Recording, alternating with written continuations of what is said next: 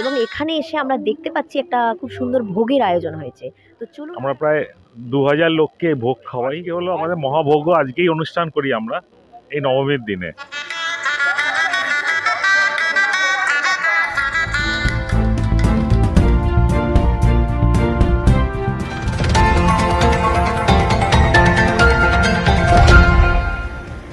পূজা কমিটির আমন্ত্রণে মহানবমীর রাতে ঠাকুরপুকুর বিবেকানন্দ পল্লী সংঘ পূজা প্রাঙ্গণে পৌঁছে গিয়েছিল এখন দিনকাল নিউজ।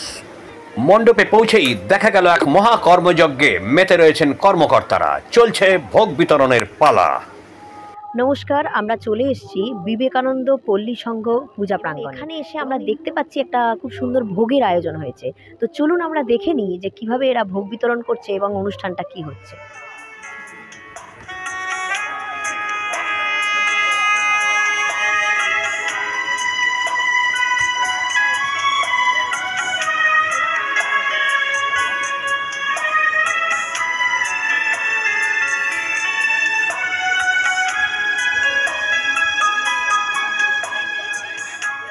দাদা, আপনার নামটা একটু বলুন। প্রশান্ত মিত্র।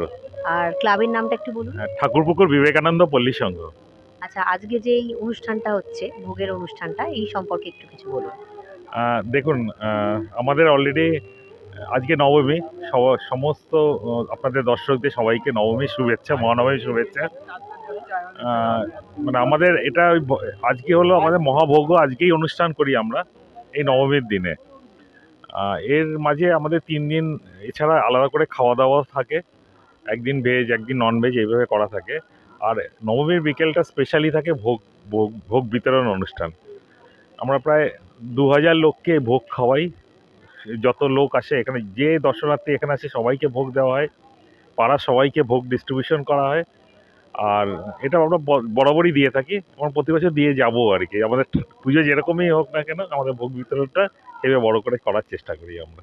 আচ্ছা, ভোগ বিতরণটা কি সকালে হয় না সন্ধ্যেবেলা হয়? ভোগ বিতরণটা সন্ধ্যাবেলা হয়। সন্ধ্যাবেলা করেই আমরা শুরু করি। সন্ধ্যাবেলা এটা রাত অবধি যতক্ষণ না শেষ হচ্ছে আমাদের মানে কয়েকশো হাঁড়ি আর কি তৈরি হয়, তো এটা চলতেই থাকবে। ঠাকুরপুকুর থেকে পরিমল কর্মকার ও গীতশ্রী পালের রিপোর্ট, এখন দিনকাল নিউজ, কলকাতা।